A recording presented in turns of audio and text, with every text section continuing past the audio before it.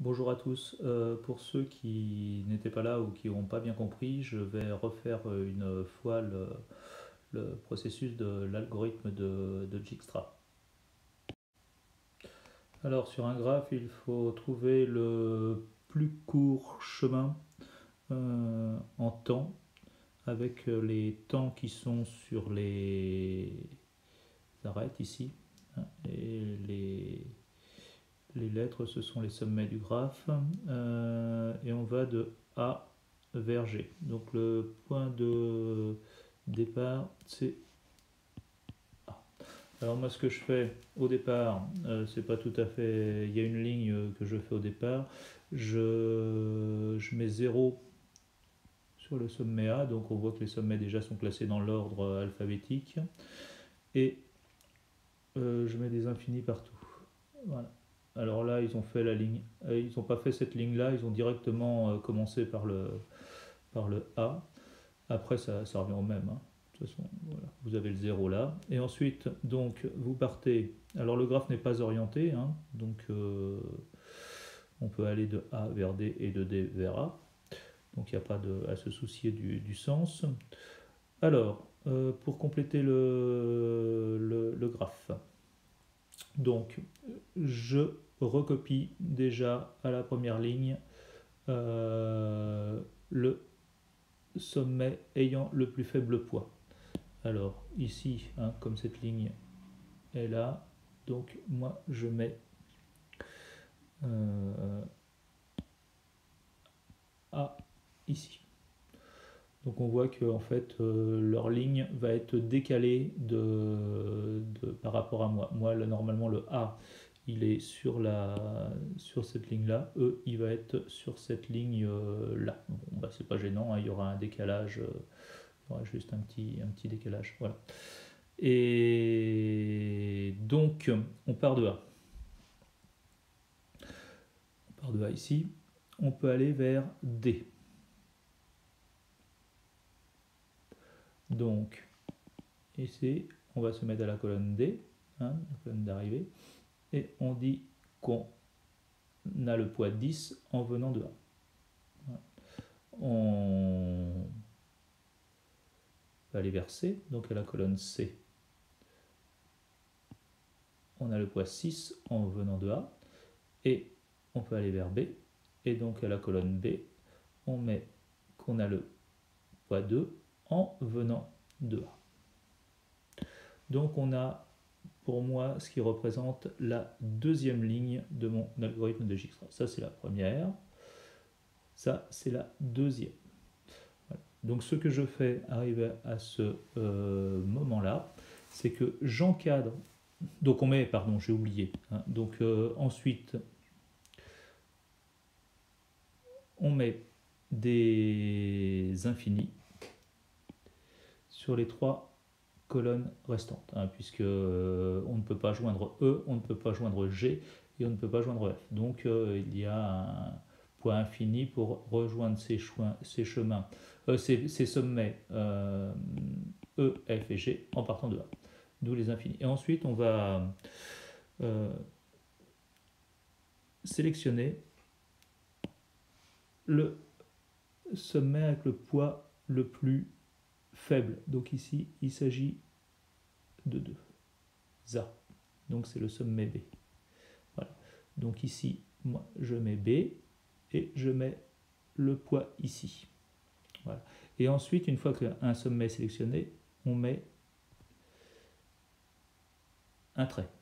Voilà. Alors on aurait dû mettre un trait ici. J'ai oublié, hein, pour voilà. On aurait dû mettre un trait ici à partir du moment où on a sélectionné ce poids. Alors ensuite, donc maintenant, nous sommes en B. Alors, on regarde tous les chemins possibles. Alors, on peut aller de B vers A, mais A, c'est pas possible, hein. A, ce n'est pas possible puisque c'est barré. Donc ensuite, on peut aller de B vers C. Donc de B vers C avec un poids de 3. Mais il faut savoir qu'à ce poids de 3, il faut ajouter le poids de 2 que l'on a ici, hein, puisqu'on vient de B. Donc B2 plus 3, ça fait 5. Or, on avait 6. Donc 5 est plus petit que 6, donc on remplace le 6 par 5. 5, sachant qu'on vient de B. Donc 5B. Voilà, donc nous avons fait B vers A, nous avons fait B vers C, maintenant il nous reste à faire B vers G. Donc B vers G, alors avec un poids de 15. Mais sachant que l'on vient de B, il faut rajouter les 2 ici, donc ce qui fait 15 plus 2, ce qui fait 17. Alors B, on ne peut pas joindre D, donc en fait on recopie ici le 10A ici. Et donc plus l'infini on recopie, plus l'infini on recopie. Donc de la même façon que tout à l'heure, nous allons sélectionner le sommet de poids le plus faible. Ici, il s'agit du 5. Voilà, donc je fais ça. Et moi ici, donc je vais écrire le sommet C ici, avec le poids 5. Et je continue. Maintenant, je suis en C. Et je regarde tout ce qu'il est possible de faire à partir de C. Donc, la première chose que l'on peut faire, c'est aller vers A. Mais A, c'est pas possible. La deuxième chose, on peut aller vers B. Mais B, c'est pas possible. La troisième chose qu'on peut faire, c'est aller vers D. Donc D, là, c'est possible, avec un poids de 4. 4 auquel il faut ajouter le 5. Donc, je peux aller vers D, avec un poids de 5 plus 4 égale 9. Or, j'étais avec un poids de 10. Donc, je remplace le 10 par 9. Ensuite, donc j'ai fait A, j'ai fait B, j'ai fait D. Je fais E maintenant. Donc, C vers E. E avec un poids de 9, auquel il faut rajouter le poids de 5 ici, c'est-à-dire 14. 9 plus 5, 14. Donc, avec un poids de 14, je peux aller vers E. Donc, en venant de C. 14C. Et ensuite, je peux aller vers G, avec un poids de 12. 12 auquel il faut rajouter 5. Donc 12 plus 5, 17, ça ne change rien. Donc je conserve le 17B que j'avais là, puisque le poids est identique, donc je ne change pas.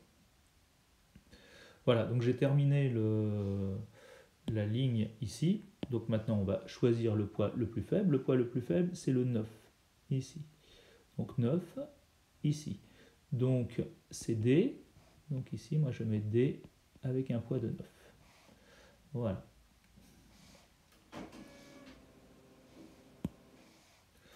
Je suis en D maintenant. Alors D est ici. Voilà. Donc on va le mettre en rouge. D. Donc je continue pareil. Donc de D, je peux aller vers A, mais A, c'est pas possible. De D, je peux aller vers C, mais C, c'est pas possible. De D, maintenant, je peux aller vers E, avec un poids de 3. Donc, avec un poids de 3, mais il faut que je rajoute 9. Donc 9 et 3, ça fait 12. 12, j'avais 14. 14, donc je remplace le 14 par le 12 et je viens de D. Donc je mets 12D.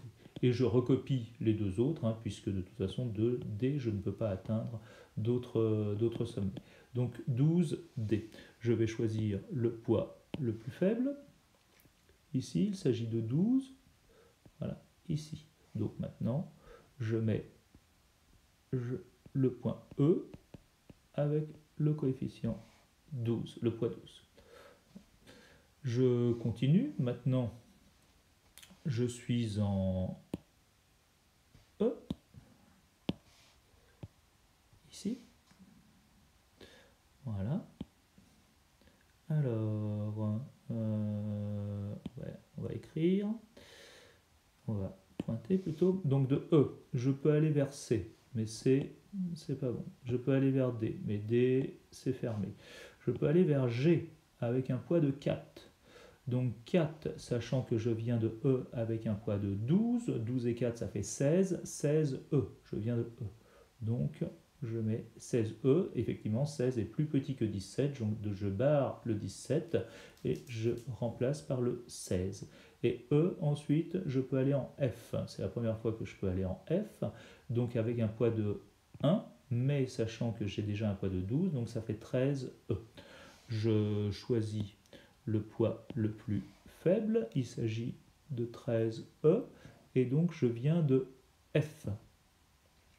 Et pardon, je sélectionne le sommet F. Donc F 13.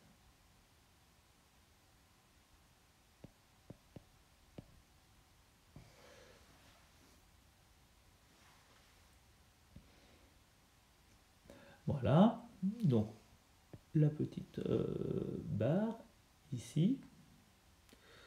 Et maintenant, je continue le travail, donc je suis en F.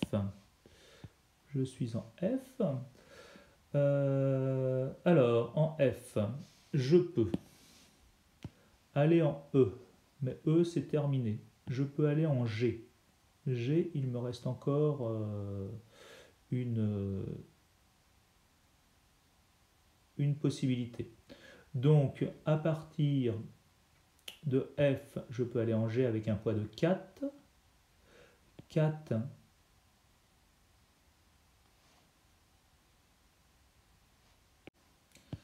Donc 4 et 13, ça fait 17. 17 pour 16, je ne remplace pas. 17 est plus grand que 16, donc je garde le 16E. Donc il me suffit ensuite d'inscrire donc G ici avec un poids de 16. Et d'encadrer ici le 16. Alors, ensuite, comment est-ce que ça se passe? Eh bien, il faut remonter le Dijkstra. Donc, nous sommes arrivés en G. Donc, G. Ensuite, donc G avec un poids de 16 ici. Et je vais remonter. Donc, je suis ici. Et donc, je vais remonter à partir des lettres qui sont présentes ici. Donc, E. Ici. Donc ensuite D. Ensuite D ici. Ensuite C. C ici. B. B ici. Et là, A, c'est le sommet de départ. Donc on voit que le chemin de temps le plus court est A, B, C, D, E, G. Alors c'est noté ici, et que ce poids fait bien de A vers B 2, de B vers C 3, 3 de C vers D 4, de D vers E 3 et de E vers G 4. Donc si on fait la somme de tout cela, on trouve bien 2 et 3, 5, 5 et 4, 9, 9 et 3, 12, 12 et 4, ça fait 16. On trouve bien un poids de 16, c'est ce que l'on avait ici. Donc le trajet minimal durera 16 minutes. Voilà, donc j'espère que c'est clair maintenant pour tout ce qui concerne Dijkstra.